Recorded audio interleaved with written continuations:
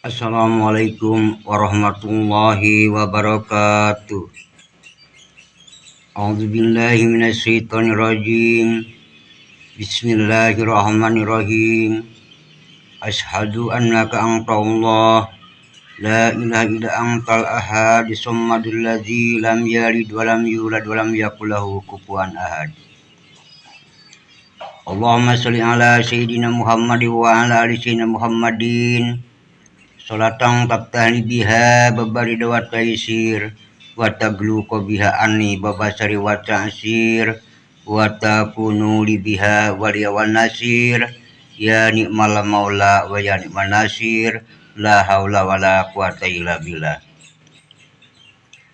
Kadulur-dulur urang sadaya di mana bae ayana, mudah-mudahan urang sadaya kenging panang tayungan Allah Azza wa Jalla, dimudahkan urusan urang sareng dicukupkan segala kabutuhan urang. Amin Allahumma amin.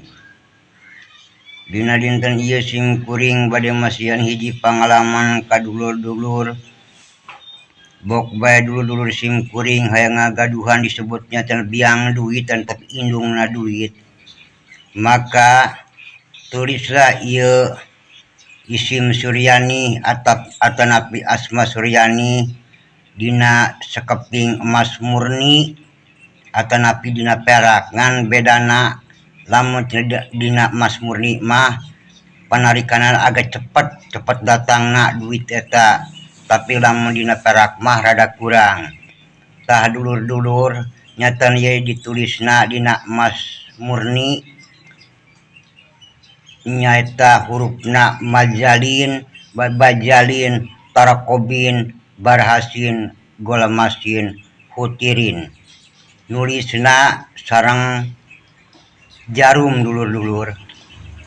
Saparantosna ditulis kurang disimpen dina kotak duit atanapi dina dompet.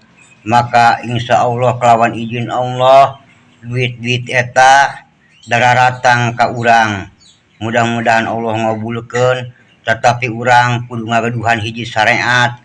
Mun teu nyatana urang isina jualan atanapi didamel, tah insya Allah aya bae jalana jeung cepet datangna duit-duit eta ka urang. Tah ulah hilap dulur-dulur tulisna dina sakeping emas murni, ipis bae nulisna jeung jarum. Nyatana lempenganana ipis bae. Tah lamun teu aya mah urang dina perak teu jadi masalah. Ngan aga beda meureunan isina kacepetanana datangna duit eta henteu cara dina perak, henteu cara dina emas anu murni. Tah sakitu bae dulur-dulur sim kuring, pangalaman sim kuring. Bok bae dulur-dulur sim kuring istilahna hayang ngagaduhan biang duit nyatana ieu ditulisna dina sakeping emas murni.